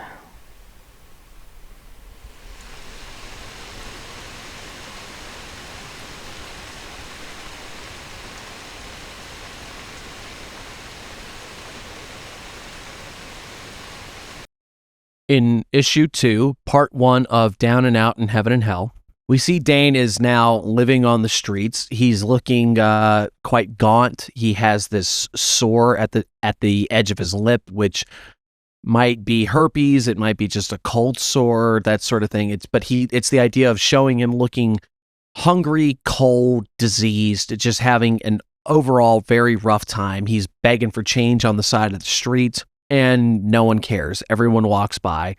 And there's some nutter ranting about ELF, extremely low frequency, magnetic fields, broadcasting and influencing minds on behalf of the New World Order masters. And Dane listens to this and wanders off.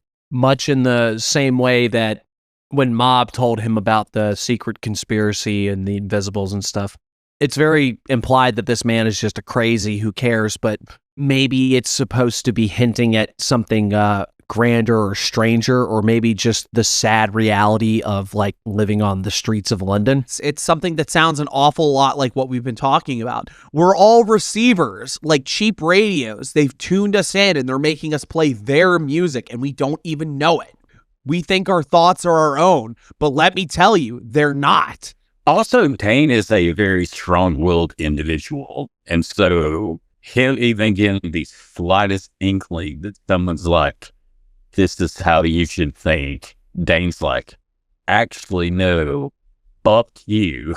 I'm going to go do my own thing, even if it means being homeless on the streets. As he's talking to another person in the same situation, an adolescent on the streets begging for change sort of thing, they ask why Dane doesn't go home, and it's like, well, same reason you don't go home to Glasgow, the police will be after me. And Dane is realizing that he's kind of stuck. Not only does he have nowhere to go, but any attempt to try to get his life back in order will probably be met with him going back to prison in some shape or form. And so this is kind of all he's got left, is just being a vagrant. But if you've read this more than once, which at this point, I think we've all been through at least these chapters more than once. First, we see Boy kind of casually watching him from inside the window of some coffee shop or something, drinking a coffee. And then as he's having this conversation with his fellow runaway, Ragged Robin passes by and gives him a pound coin. Yeah, and it shows later they say, like, well, we've been keeping track of you this whole time.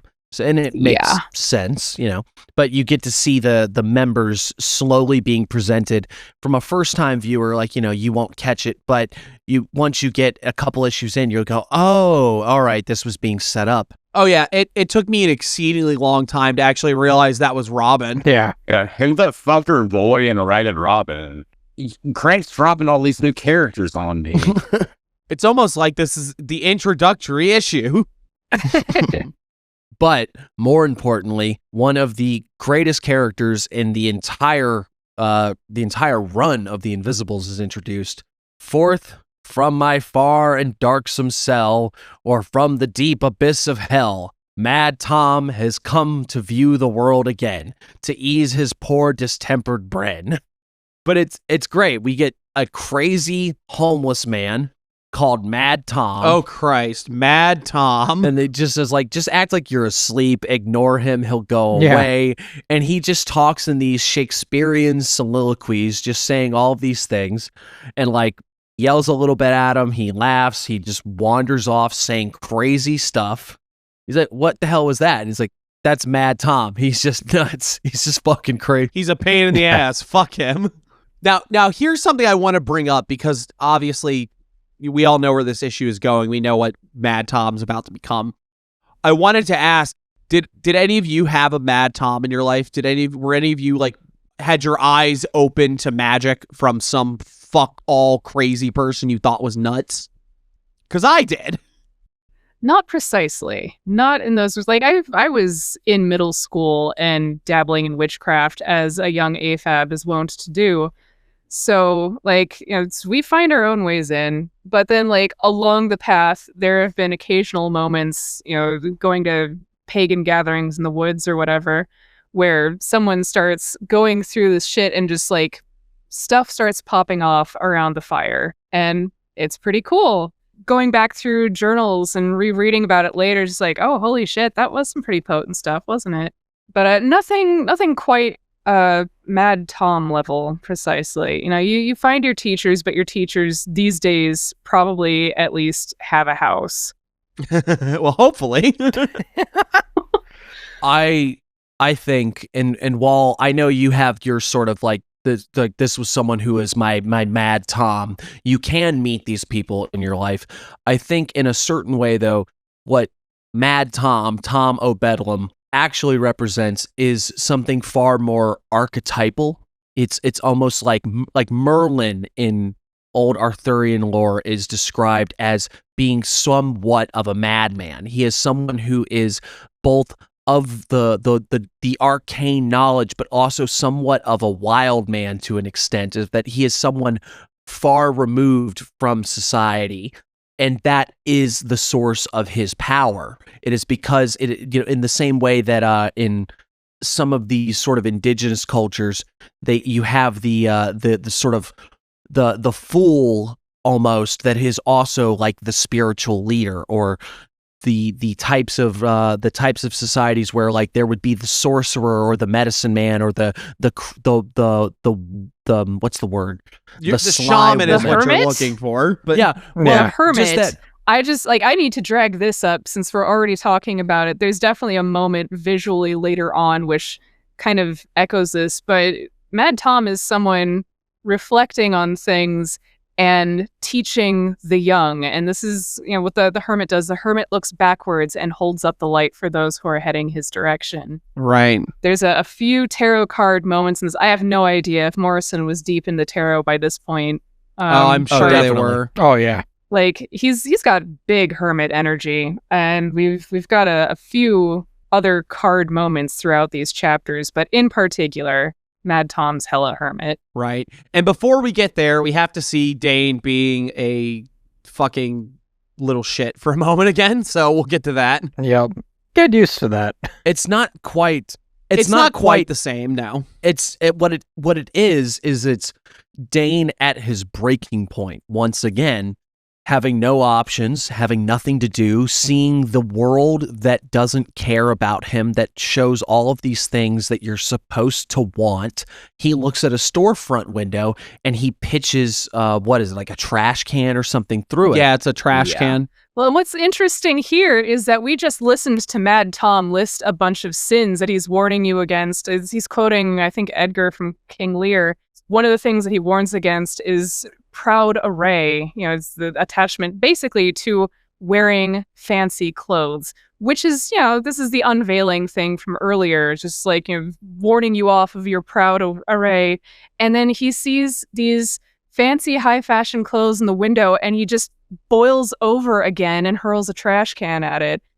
And this is like literally the page right after Mad Tom says this thing about proud array. What happens immediately after is, unlike in Liverpool, he gets immediately caught. A police officer sees him, chases him down the streets. The walls are closing in, but Dane gets yerked, like just arm around the neck, pulled into an alleyway. And Wait, I'm sorry, yerked? Yerked. Yeah, what? Weren't yerks the bad guys from Animorphs? Yes. Yes, I they think were. that's so. They were the yerk. Why did you do that, Kennedy? Why did you put that in my mind? Why did I put the but you yerk know in your what? brain? Let's go ahead and point out the pop culture references that have spun out from this, because I don't think we would have Doctor Who and Bad Wolf without King Mob. Oh God, no. Chris- I would 100% think that. Well, Chris Esselstyn, that Doctor Who, Is that Eccleston? whatever. Eccleston. I thought it was Excelson. Nerd.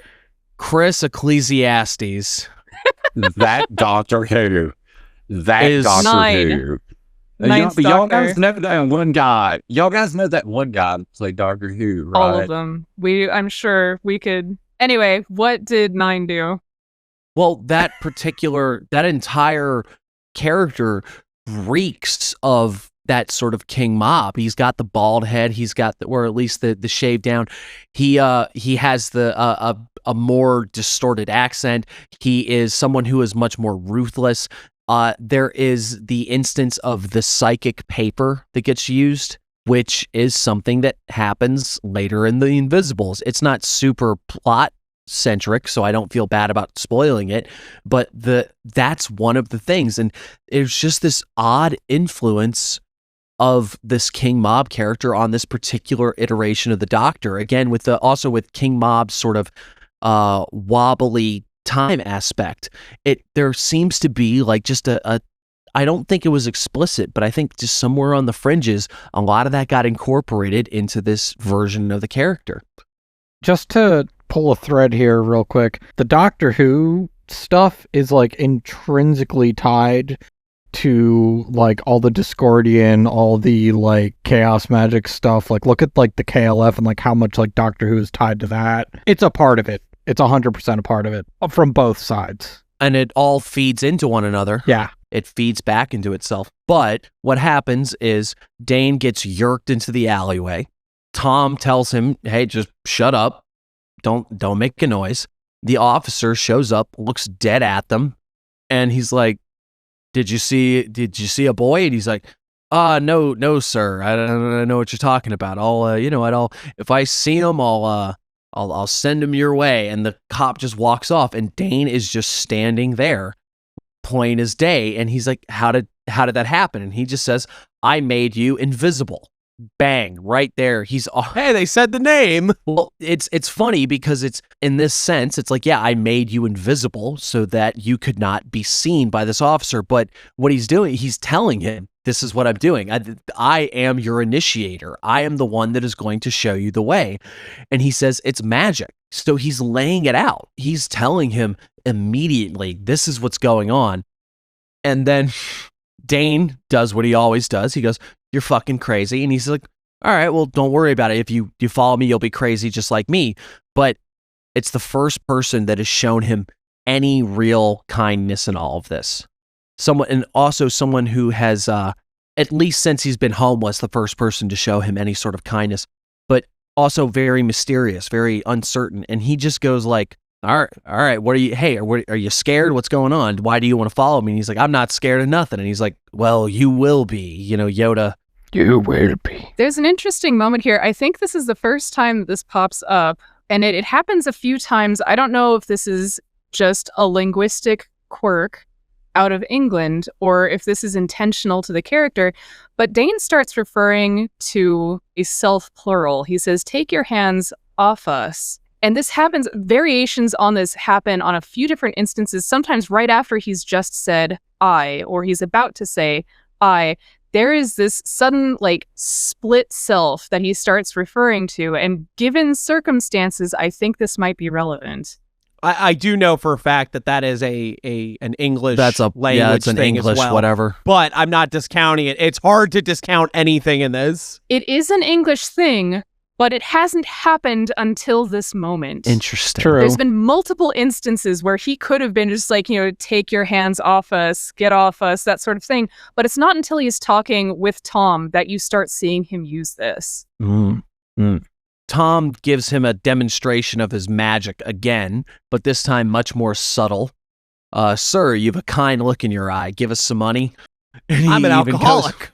goes, see, I'm an alcoholic and I must have drink. But instead the guy just goes, sure, okay. Which in one way you could see that as like, man, just asking somebody for some money and then just forking it over. Yeah, that's a little magical. No, it's not just that too. It's something that when you get into the occult, especially in the contemporary age, you will see a lot of, where what we consider magic as occultists often is not just the simple like, oh, I shot a fireball kind of magic. It's the Crowleyan thing. It's the causing change and conformity with will idea. It's that you can do weird little things just by putting your intention to it. And, you know, you don't need a spooky explanation for that. Tom didn't get the fucking money out of that guy because he Jedi mind tricked him. He did it because he asked. But Tom's illustration of it goes, see, there's magic. You were hungry, and now you have a nice bag of fish and chips. And it's sort of hinting at like the subtleties of things get more explicit as Dane refuses to get in line with it. But even here, he tells him, it's a hard world out there. Stick with me. I'll show you how to survive. And this is the start of Dane and Tom's friendship, where Tom begins inducting him into this magical way of being. It starts with him talking about the two Londons, how there's a city beneath the city, underneath the surface, and that's where the magic happens, the weird things. And Dane still isn't on about any of it, really. Yeah, Dane's not having it. No. Yeah, but he's telling him these odd sorts of things, and he continually hints about Dane's father. You're a kid that just needs your dad, that sort of thing. But then he hits him with a question where he goes, who's Jack Frost, boy? And he says, I have no idea what you're talking about. Shut the fuck up. What are you talking? I don't know nothing about no Jack Frost. And there's one thing here too that I feel like we need to point out, because it's obvious when you're reading it, but it's maybe not as obvious as we're talking about it here. He says, just fuck off and leave us alone. Yet he's the one following Tom around. Yeah. Oh, right. Yeah. Because Dane can't hide the fact that he's so interested in this, that he does want, that even though he has this air of I don't give a fuck. Also, he doesn't have a lot of options. It's like, well, hell, this guy got some money and he got me some fish and chips. I guess I better stick with him. So then they're selling newspapers. We get the first instance of character we come to know as Lord Fanny. I love Lord Fanny. Everyone does. Great character. Everyone does. But Fanny buys a newspaper off of Dane because he's sort of bitching about, like, I'm trying to make some money. Dane calls out that Lord Fanny is trans. Basically says, like, it's a dude. And Tom is right off the rip. He's just like, so what? Who cares? Yep. And he's like, I fucking hate poofs. And it's like, well, that one just gave you some money. So, like, maybe you should shut the fuck up. Yeah. Maybe stop being such a little shit. While a lot of the terminology and maybe Morrison doesn't always have like a lily white take on it, but this was, especially during, like, this was the 90s. This was a pretty progressive subject, to introduce a character that did have that sort of gender bend to them, and then basically calling out, like, it doesn't castigate Dane, it just sort of points out that perhaps this is something that Dane has internalized from a bad environment, and Tom is showing, like, what's it matter? Who cares? Why don't you how about you not be a bigot? Because that one just helped you out. And then, because things have lulled a little bit, we need another action scene where a lady runs into Dane. He's like, get the hell out of the way. And they're like, what's going on? And like English hunting party shows up on the street, just running through. And what's interesting is you see people, like, they see what's going on. They see someone blowing the horn and like they don't really react. They're just sort of like, they don't seem to give a shit. Yeah, no one stops them. No Like, one. it looks like a costume party because no one dresses like that anymore. So obviously, these are just actors doing some goofy shit for show, right? Well, they certainly don't dress like fucking fox hunting parties on the street of London in the 90s. Like, you don't do that. They're like, clearly these are just some weirdos. Wait, that's not just all of England? Oh, that's all of England. That's what they all look like. But and you're right, the only person that does seem to fucking give a shit is the one that's being hunted, and Tom, who's like, yo, we need to get the fuck out of here. But they, in the very fox hunting thing happens, they slaughter this woman in the street and don't care. They're like, who's on for champagne? And I believe cut her breasts off. Don't they make a mention of that? To feed the children. Yep. Yeah, it's like, No, cut to her blood breasts off the to children. feed the children. No, to blood the children. children. There we go. That's Yeah. again English fox hunting shit. They fucking it's a thing that you do when you get your first kill. They blood you. They put it on your cheeks. It's a real hot button topic in England to this day because they still do this shit. Ugh.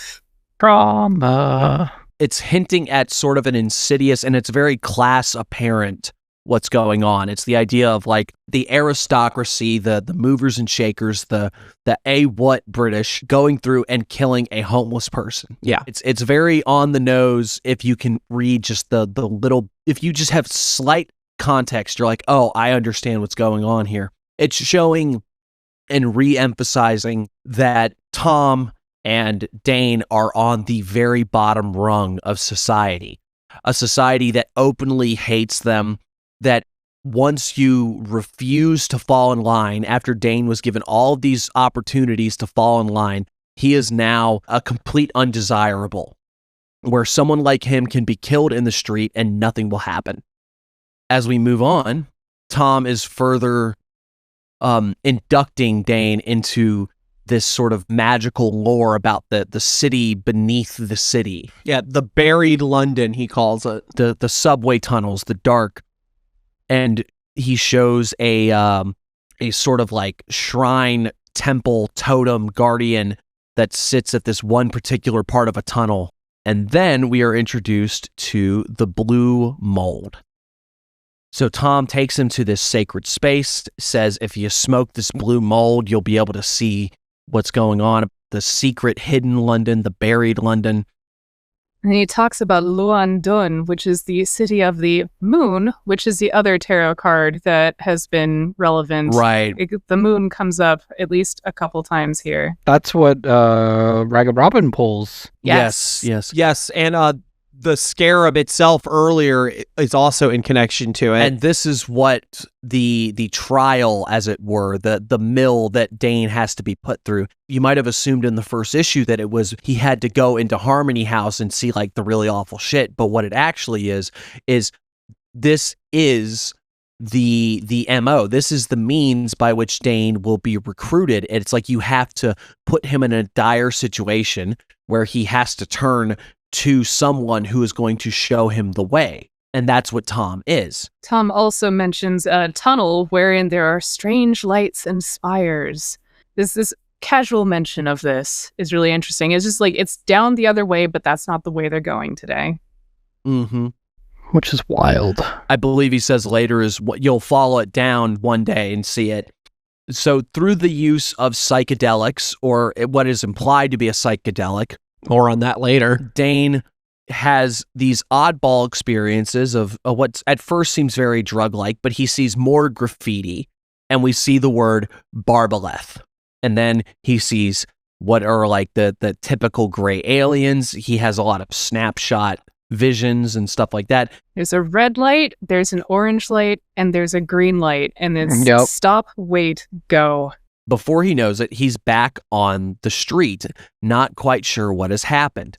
But as they traverse, he notices things like, what's with this airship? Has that always been there? Tom gives him a very sort of poetic answer where he says they're angels, they watch over the city.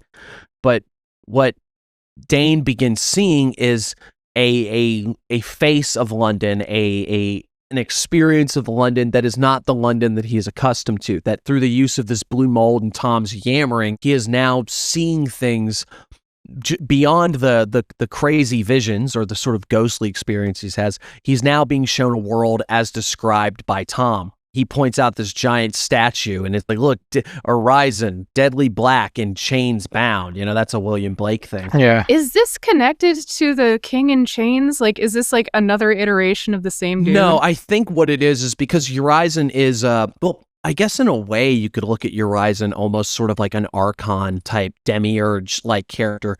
Yeah, he's definitely a demiurgos. But I think, at least in this instance, it is relating to William Blake's like fourfold vision and like the fourfold London that is Jerusalem, that sort of thing. It's hinting that this is the imaginative reality. This is the spiritual reality that when one is freed from single vision, you can start seeing. So it's paralleling William Blake's poetic visionary artworks and incorporating them into this second London. God, it's so good. And it's why Tom tells him, do you think this world any less real than the one you left?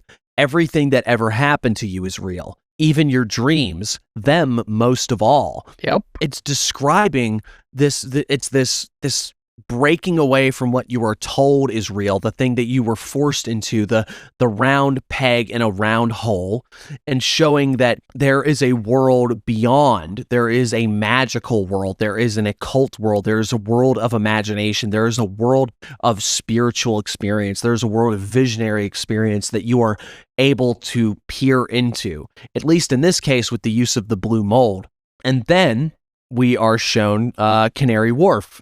It's just a big ass tower with like a weird pyramid at the top. And he's talking about dragon lines and all this stuff, but it's really just showcasing this tower that is going to become very relevant in just a couple issues. Despite all of that, Dane is still sort of like, who gives a shit? You're just nuts. You're just a crazy old man and you gave me a bunch of drugs. So Tom tells him you should be looking at the stars. And he's like, you can't see the stars in London. There's too much city light. You're just a sad old fucker. And he's like, yeah, that's right. And then the whole city blacks out just so Dane can see the stars. And Dane says, show us how to do that. Once again, we have Dane in these magical moments or like intense moments. Like there's just like suddenly there's a plurality again. Yeah. Dane even calls him out and he's like, oh, that's just a fucking coincidence. He's like, oh yeah, and this is a coincidence too. And the whole city comes fucking back. This is supposed to be the moment where it's undeniable that Tom is like a fucking spooky magical whatchamacallit. Yes. Because everything else before this, you're like, well, maybe he did some weird shit to make the cop not pay attention. Like maybe he hypnotized him or something, and then maybe it's just the drugs. But this is like, how do you make an entire city blackout? It also lends itself to the Don Juan sort of method where Carlos Castaneda talked about Don Juan as being someone who constantly attacked his conception of the world, presented him with things until he could no longer deny the reality. And the parallels of someone like Don Juan with Tom O'Bedlam are very pronounced. There's a difference in sort of the culture, but the notion of this outsider who does not participate in the modern world of the initiate, who is in possession of otherworldly abilities and knowledge, who is showing the initiate how to survive, how to gather power, understand the world that they are seeing is something that they were indoctrinated into and presenting a new world. This is why I discussed Tom as the sort of archetypal initiator. He's someone that is outside of normal society, and that way he is able to present a new world. And actually show the world for what it is because he's coming from the outside. Absolutely. Dane's wants him. He's like, you got to show us how to do that. He's like, oh, so you want to be invisible? You sure about that? Are you ready to sign on the dotted line? And Dane's a lot more into it this time. And, well, he's going to be questioning that very shortly afterwards. We go to our next page, and it's what appears to be the next day. And Dane's waking up on the street again. He's alone. He's not sure what's going on. He rounds a corner and runs right into, bam, more fox hunters. And they are ready. They look like they're about ready to fuck him the hell up. Good strong ending where it's like the threat that was hinted at earlier in the issue now comes like, hey, now you're face to face with it. And I just want to make a special comment here. The page right after that with Dane in the like blue haze with his eyes all wide and stuff floating over London Bridge. Splash page. Yeah. It's There's a couple of good splash right. pages in there. Part 1 opens with a splash page of Dane looking like he's being seen in the reflection of glass, which gives the effect that he is not even really there. Also, he looks like he's, at least 35 and having had a really rough 35 years. Implying just like what happens if he doesn't get picked up by the Invisibles, if he just remains homeless in London. Yeah. The splash pages are the covers for the various issues. I had a feeling. Yep. It's nice to see them without the text, the text and everything. Yeah. on them. They're very they're very good art. The I can't remember the cover artist. The art but throughout this they're whole thing fantastic. is just I incredible. think But yeah. Sean is the name I remember seeing. Mob, were you the one that was telling me about how every cover was supposed to be reminiscent of like an album cover? Warning. Oh no. Monitor breach detected. Give me a Cypherman second while I go incoming. handle this. Prepare for battle. I think we're going to put a pin in this and we're going to get to the next 2 issues of this story arc in the next episode. We're figuring out the format a little bit. But going through these pages, it's taking a little bit longer just because we have so much to say. Turns out you put 5 spooky people on a podcast and tell them to talk about a comic book. They have a lot of things to say. But Down and Out in Heaven and Hell Part 2 will be coming. Does anyone have any parting thoughts as far as the intro that we've been given into the Invisibles? I absolutely love the first handful of issues of this series. It is truly something that you don't even have. I mean, obviously you need to read the rest of the Invisibles, but if you told someone just to read these 4 fucking issues, they get so much out of it just to begin with. It's really something. Grant packs so much into these. If you're someone that had never had any experience with, the occult, with psychedelics, with the outsider world, it would genuinely blow your goddamn mind. It's something that, despite being 30 plus years old now, it still holds up so incredibly well. It's the exact sort of thing that they're again, like we cracked on earlier. There's an angry Redditor who really needs to read this. Where's the lie? He starts off so strong, like he really does. It's bombastic from the beginning. There's no real like dead space, because like a lot of comics, like you got to get your like intro stuff out, and then it's just kind of like you slog through that, and then you get to the action. This is like right out the gate. We got like big heavy topics. Like it's such a good comic. It really is. It's rare to see something that gets so wordy and so dialogue heavy that doesn't feel like it's dragging too. Oh yeah, 100%. It introduces so much mystery in the terms of who are these characters that are orbiting around, what is the connection?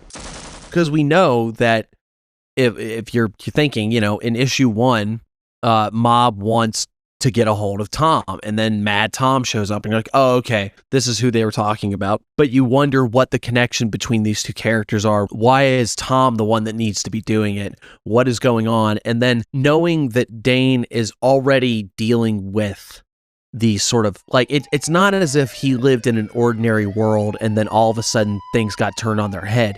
Dane has always been dealing with these sort of odd sensations and visions and all of these things, and he is going to be made to come to terms with it. There's a really interesting pattern of him simultaneously rejecting and accepting the culture in the way that he stifles his own emotions, his responses. Any sign of vulnerability, he willingly tries to crush it out himself, which is what the culture wants from him. And he resists that, and at the same time, he is fucking terrified. Yeah. And it's really fascinating to see the way that this is approached in these chapters. And just the thought that was occurring to me quite idly was that this is like the antithesis of Fight Club. If you were really into Fight Club as a teenager, you're a cop now. Like, it is shocking. The direct line. It's the Fight Club to cop pipeline. I watched this happen to someone I went to high school with. It's baffling. People make memes about this, but you don't get that with the Invisibles. With the Invisibles, you get the emotional breakdown, and instead of that emotional breakdown turning you into a fascist, because the emotional breakdown is also in Fight Club too, but it's again like you have to go into a specific space. You have to bubble it off and have, you know, your coping group for whatever your trauma is, or you have the Fight Club itself where you go and just beat the tar out of each other and just get it out of your system so you can go back and be normal. And, you know, just you create that double world to exist in. You find ways, and then you start subverting it, but in a way that still ends up inherently fascist. And the Invisibles is breaking that down. These first chapters, we haven't quite gotten there yet, but these first chapters keep doing that. They keep coming back to that idea of just like, no, you cannot let them be the answer because they want you to see them as the answer. Dane agrees with it, even at the same time he's resisting it, because one part of him knows this is bad, and another part of him just doesn't have any other answer. And so these comics, from what I can see so far, are trying to present an alternative. That's exactly what this is trying to do.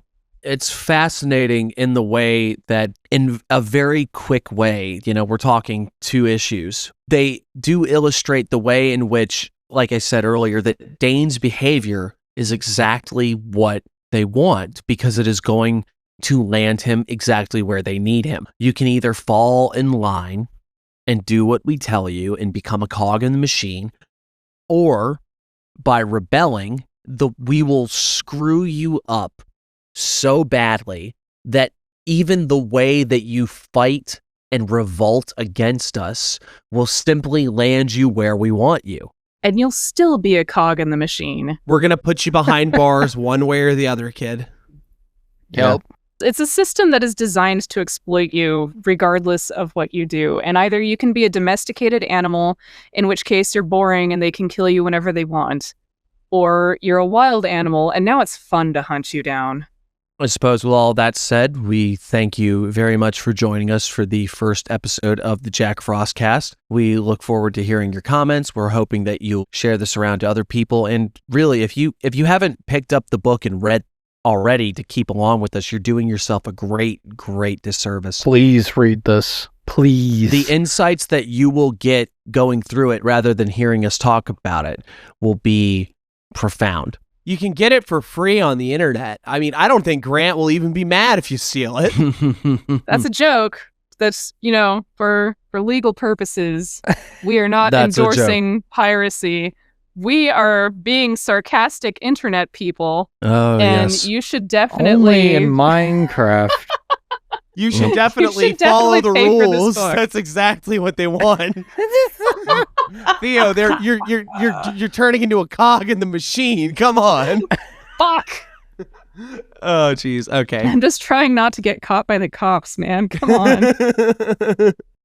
We thank you for listening. The Jack Frostcast is produced by KHOS in Cairo. This is Harry Sunday reminding you to keep something sharp on you if only your wit. Would anyone else like a snippy line to go out on? For legal purposes. Wonderful.